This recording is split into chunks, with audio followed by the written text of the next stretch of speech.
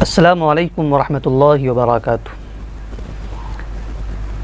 چلیے آج ہم جانتے ہیں اردو کے چند نرالے الفاظ۔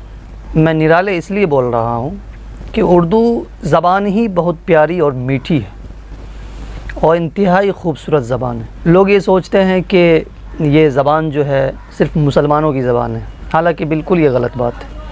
یہ زبان ایک ہندوستانی زبان ہے، یہی یہ زبان پلی ہے، بڑھی ہے، پھلی پھولی ہے۔ تو چلیے آج ہم اس زبان کے کچھ نرالے الفاظ کو جانتے ہیں۔ جیسے ایک لفظ آتا ہے مناجات۔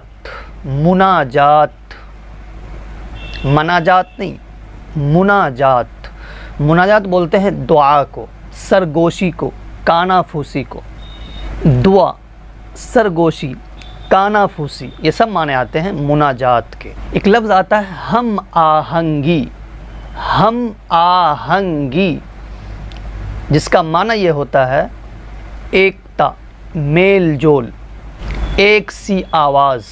ہم آہنگی، جیسے ہم ہندوستان میں آپسی میل جول کے ساتھ رہتے ہیں، ہم آہنگی یہاں کی برقرار ہے، تو ہم یہ جملہ استعمال کر سکتے ہیں۔ ہم آہنگی، میل جول، ایکتا، ایک سی آواز۔ اور ایک لفظ آتا ہے تفرقہ۔ تفرقہ نہیں، لغت میں جو لفظ آتا ہے وہ ہے تفرقہ۔ تفرقہ، ر کے زیر کے ساتھ۔ اس کا معنی ہوتا ہے بٹوارہ، فاصلہ، اختلاف، دو چیزوں کا الگ ہو جانا، دو گروپ کا الگ ہو جانا، دو گروہ کا الگ ہو جانا۔ کہیں جھگڑا ہوتا ہے یا کہیں بحث و مباحثہ ہوتا ہے، اختلاف ہوتا ہے، کہتے ہیں نا یہ دونوں میں تفرقہ پڑ گیا ہے۔ تفرقہ نہیں، تفرقہ پڑ گیا ہے۔ خوبصورت الفاظ ہیں، انہیں یاد کرنا چاہیے اور جملے میں استعمال کرنا چاہیے۔ اور ایک لفظ آتا ہے صادر۔ صاد سے، صادر، صاد الف دال رے، صادر۔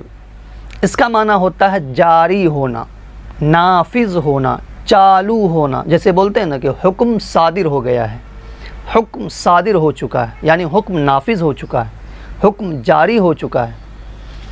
تو یہ ہے صادر، سرکاری طور پر اعلان ہوتا ہے، حکم ہوتا ہے کیسا کرنا ہے، تو کیا کہا جاتا ہے کہ یہ حکم صادر ہو چکا ہے، تمام ہندوستانی کے لیے یہ حکم صادر ہو گیا ہے، یعنی اب اس پہ عمل کرنا لازم ہو گیا ہے۔